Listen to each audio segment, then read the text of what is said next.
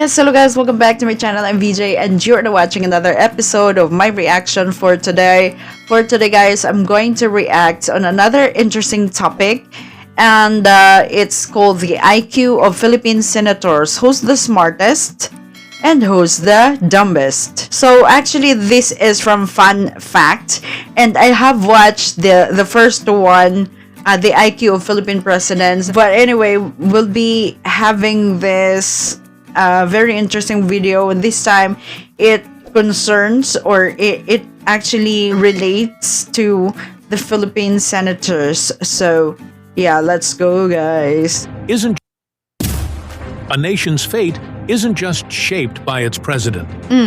Behind the scenes, a powerful group holds the reins, crafting laws, influencing policies, and making high-stakes decisions that shape the country's future. Yeah.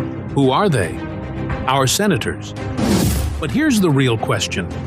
How intelligent are they?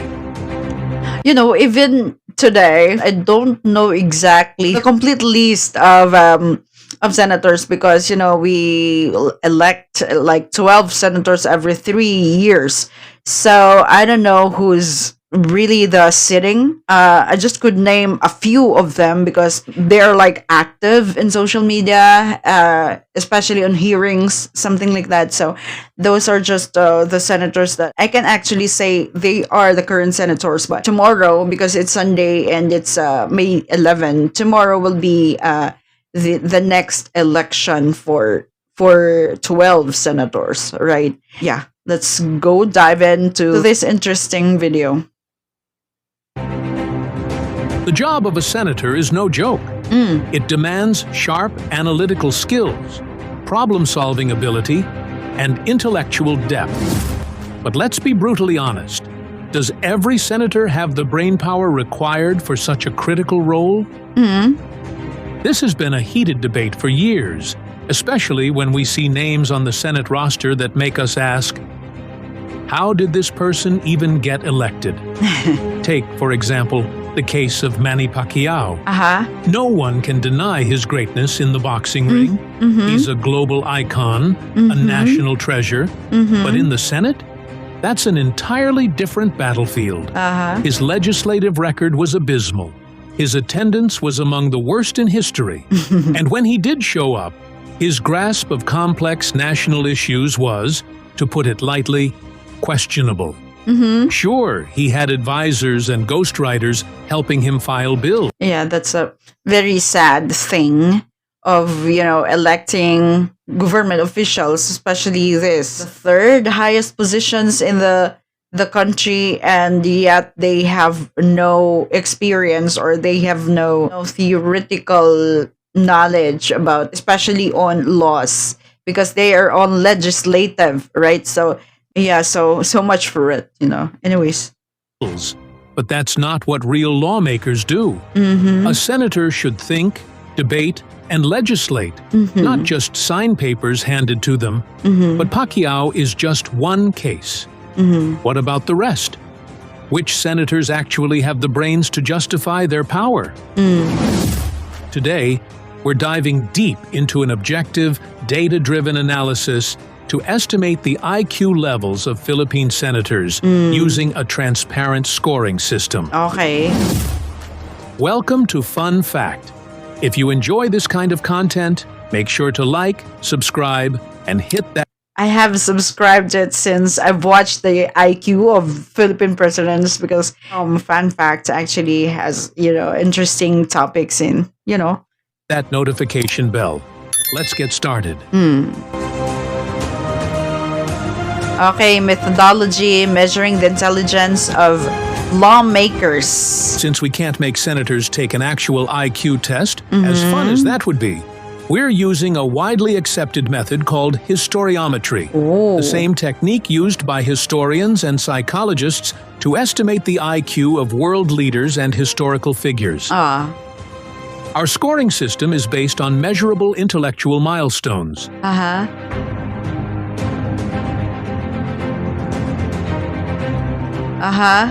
Intellectual milestones.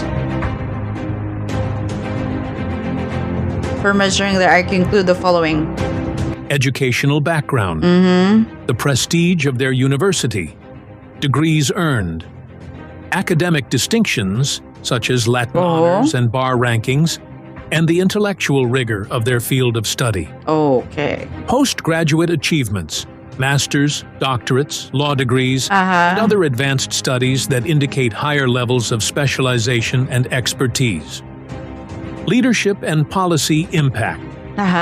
A senator's ability to apply intelligence in policymaking, legislative leadership, and national impact. Legislative excellence and critical thinking. The number and significance of bills authored, not just co-authored, problem-solving ability in governance, and engagement in critical national debates. Okay. This system doesn't measure innate intelligence, but rather estimates a senator's cognitive capacity based on intellectual achievements. Now, let's get to the rankings. Okay. I'm so excited about it, you know. But anyway, defending the university IQ scores. The base IQ scores assigned to universities are based on historical data and entrance exam difficulty. A notable study conducted between 1991 and 2000 surveyed students from the University of the Philippines, UP, providing a benchmark for IQ estimation. Additionally, we analyzed the level of entrance exams, the percentage of admitted students, and enrollment yield rates to gauge the selectivity and intellectual rigor of top universities in the Philippines. Furthermore, we considered the difficulty level of various academic programs. For example, engineering, medicine, and economics are widely recognized as more intellectually demanding than social sciences and philosophy. These factors contribute to our estimation of IQ based on university background. Okay.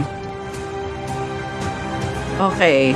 IQ estimation system for Philippine senators. So, okay, so this is now the estimates. Okay.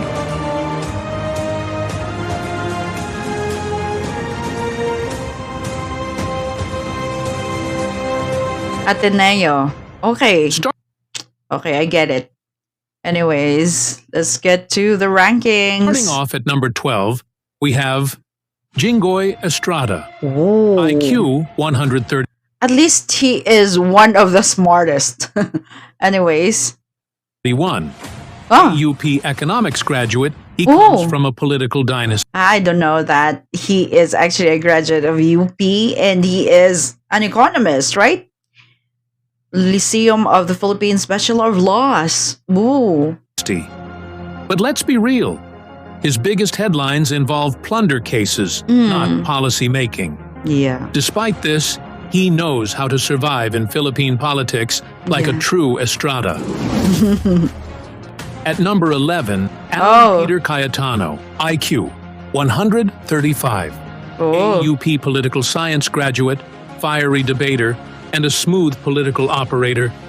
But his biggest talent might just be keeping himself politically relevant, no matter who's in power. Oh. Love him or hate him, he plays the political game like a seasoned chess master.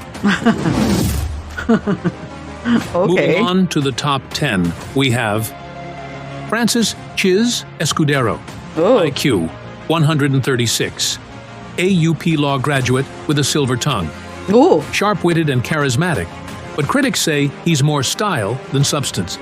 His voice alone could convince you to vote for him, but is he delivering enough results? At number 9, Migs Zubiri, IQ 138, AUP graduate and Senate president. Known for being well-liked and diplomatic, but is he a policy heavyweight or just a skilled political survivor? His charm keeps him in power, but is charm enough? For number 8, we have Amy Marcos, IQ Okay.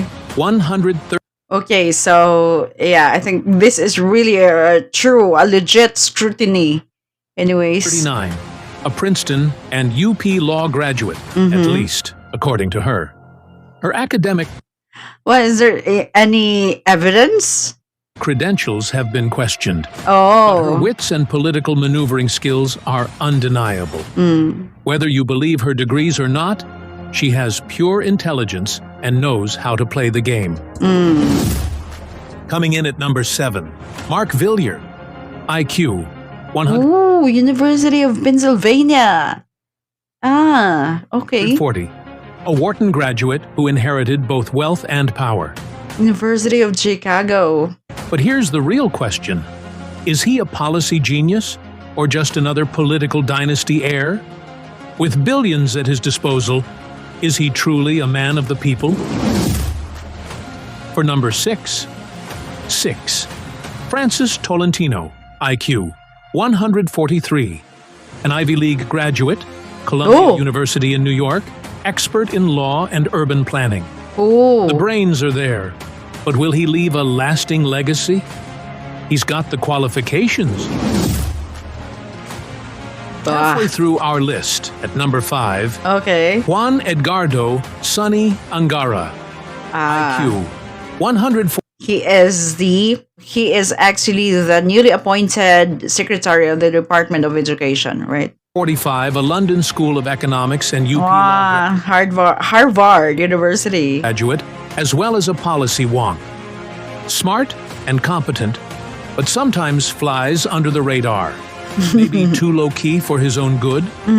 If he spoke up more, would he dominate the Senate? Yeah. Climbing to number 4, Lauren Lagarda, IQ Oh. 148, AUP graduate, Uh-huh. a seasoned legislator, and an environmental advocate. But let's be honest. Oh, I don't know. She has actually a CGSC for armed forces, and she's amazing. Her ability to switch political alliances is just as impressive as her policymaking. Political flexibility, a skill or a flaw. Entering the top 3, we have Aquilino Coco Pimentel III, IQ 149, AUP law Ooh, BS Mathematics. graduate, bar top-notcher, and Ooh. expert in constitutional law. But let's not forget, his leadership in PDP Laban was, at best, a political soap opera. A brilliant mind, yet political drama follows him like a shadow. At number 2, Cynthia Villiers, Oh, I would not actually thought that Senator Cynthia would be a top 2. So here's her background. IQ 149, a business strategist and political powerhouse. Oh, Loves agriculture, but let's not kid ourselves. Her family's real cash cow is real estate. With billions at stake, is her Senate seat a public service or a business strategy?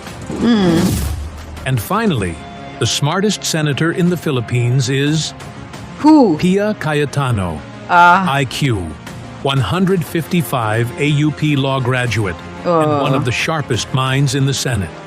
Whether you love her or Wow, top 7 for Bachelor of Law. That's great. hate her, there's no denying she knows how to push her legislative agenda.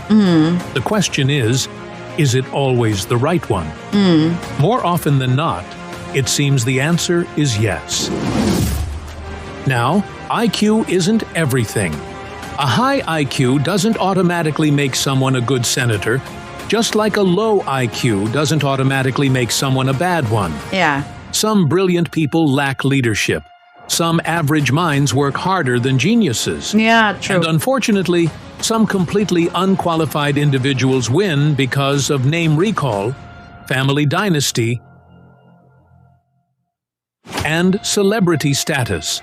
And that, my friends, is where the real problem lies. Yeah. Filipinos deserve intelligent, competent, and hardworking senators. Not just famous last names.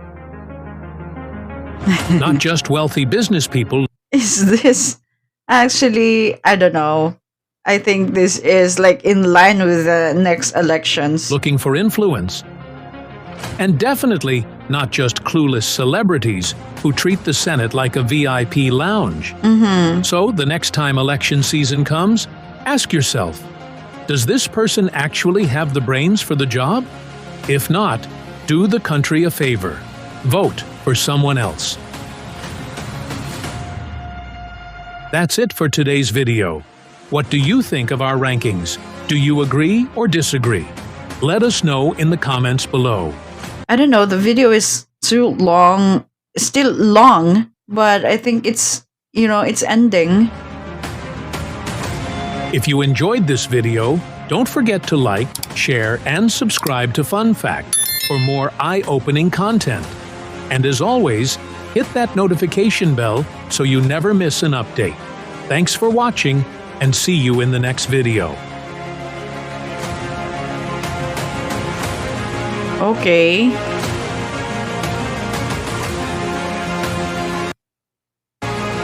Okay.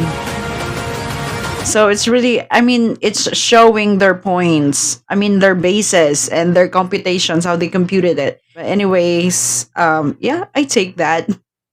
I take that ranking. But yeah, it's actually like unexpected, Siguro if buhay pa si Senator Miriam Defensor, na undoubtedly she would be unmatched. Top 1. So anyway, thank you so much for watching this episode, and I'm gonna be watching the part 2 in my next episode. For now, guys, thank you and bye-bye.